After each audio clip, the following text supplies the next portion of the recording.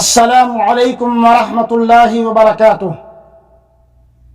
الحمد للہ وحدہ والصلاة والسلام علی من لا نبی بعدہ، اما بعد۔ اعوذ باللہ من الشیطان الرجیم، بسم اللہ الرحمن الرحیم۔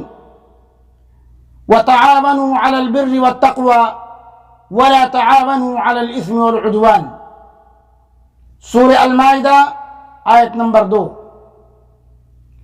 معزز سامعین کرام و مشاہدین عظام، آج کی اس نشست میں میری گفتگو کا موضوع ہے خدمت خلق اور حضرت عثمان رضی اللہ عنہ کا مثالی کردار۔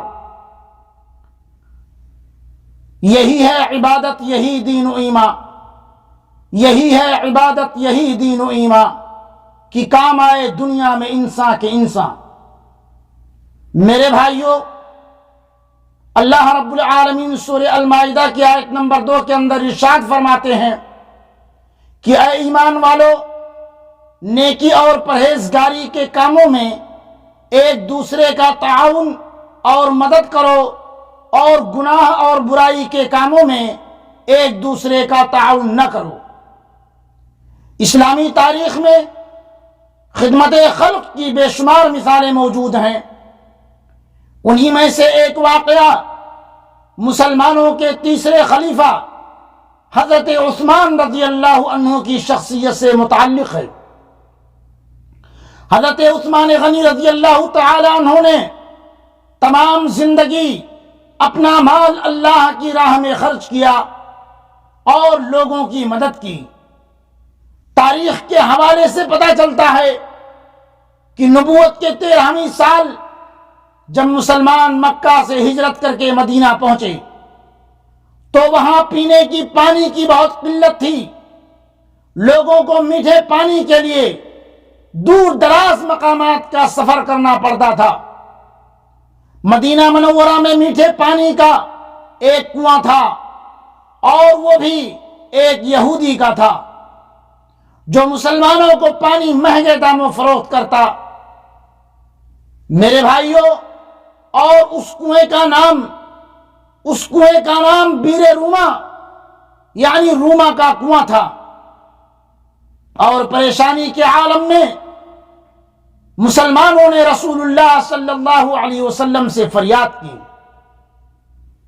مسلمانوں نے اللہ کے نبی صلی اللہ علیہ وسلم سے پیشکش کی کہ اے اللہ کے نبی صلی اللہ علیہ وسلم، میرے لیے پانی کا انتظام کروا دیں۔ نبی صلی اللہ علیہ وسلم نے فرمایا، کون ہے جو یہ کنواں خریدے اور مسلمانوں کے لیے وقف کر دے؟ ایسا کرنے پر اللہ تبارک و تعالی اسے جنت میں چشمہ عطا کرے گا۔ چنانچہ میرے بھائیوں، حضرت عثمان بن عفان رضی اللہ عنہ اس یہودی کے پاس گئے اور کنواں خریدنے کی خواہش کا اظہار کیا۔ کنواں چونکہ منافع بخش آمدنی کا ذریعہ تھا، اس لیے یہودی نے اسے فروخت کرنے سے انکار کر دیا۔ تو حضرت عثمان رضی اللہ عنہ نے یہ تدبیر کی کہ پورا کنواں نہ صحیح، آدھا کنواں فروخت کر دو۔ آدھا کنواں فروخت کرنے پر ایک دن کنویں کا پانی تمہارا ہوگا اور دوسرے دن میرا ہوگا۔ یہودی ان کی اس پیشکش پر لالچ میں آ گیا۔ اس نے سوچا کہ حضرت عثمان اپنے دن میں پانی مہنگے داموں فروخت کریں گے، اس طرح اسے زیادہ منافع کمانے کا موقع مل جائے گا۔ چنانچہ اس نے آدھا کنواں حضرت عثمان غنی رضی اللہ عنہ کو فروخت کر دیا۔ اس نے آدھا کنواں جو ہے فروخت کر دیا۔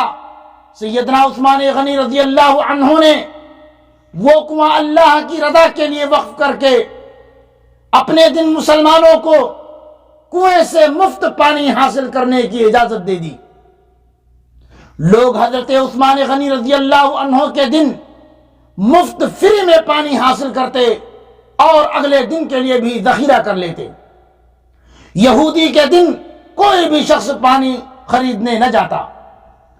یہودی نے دیکھا کہ اس کی تجارت مات پڑ گئی ہے، تو اس نے حضرت عثمان سے باقی آدھا کنواں بھی خریدنے کی پیشکش کر دی، جس پر حضرت عثمان راضی ہو گئے اور کم و بیش 35,000 درہم میں پورا کنواں خرید کر مسلمانوں کے لیے وقف کر دیا۔ میرے بھائیوں، یہ خدمت خلق کی ایک اعلیٰ کردار اور اعلیٰ نمونہ تھا جو حضرت عثمان غنی رضی اللہ تعالی عنہ نے پیش کیا۔ اسی دوران ایک مالدار آدمی نے عثمان غنی رضی اللہ عنہ کو کنواں 2 گنا قیمت پر خریدنے کی پیشکش کی۔ حضرت عثمان نے فرمایا کہ مجھے اس سے کہیں زیادہ کی پیشکش ہے، تو وہ شخص بھی اپنی اس پیشکش کو بڑھاتا چلا گیا، اور حضرت عثمان یہی جواب دیتے رہے، یہاں تک کہ اس آدمی نے کہا، حضرت آخر کون ہے جو آپ کو 10 گنا کی پیشکش کر رہا ہے؟ بڑے تعجب میں ہوا کہ مدینہ کے مالدار تو ہم ہی ہیں، اور کون ہے جو آپ کو 10 گنے کی پیشکش کر رہا ہے؟ سیدنا عثمان غنی رضی اللہ عنہ نے فرمایا کہ میرا رب مجھے 1 نیکی پر 10 گنا اجر دینے کی پیشکش کرتا ہے۔ میرے بھائیوں، کتنا بہترین اعلیٰ نمونہ حضرت عثمان غنی رضی اللہ عنہ نے خدمت خلق کا پیش کیا، جو سب کے لیے میرے بھائیوں ایک سبق ہے۔ یہی ہے عبادت، یہی دین و ایمان، یہی ہے عبادت، یہی دین و ایمان کہ کام آئے دنیا میں انسان کے انسان۔ اللہ رب العالمین سے دعا ہے کہ اللہ تبارک و تعالی ہم تمام مسلمانوں کے اندر خدمت خلق کا یہی جذبہ ہمارے اندر موجزن کرے، اور خدمت خلق کرنے کی اللہ تعالی ہم سبھی کو توفیق عطا فرمائے۔ وآخر دعوانا الحمد للہ رب العالمین، والسلام علیکم ورحمۃ اللہ وبرکاتہ۔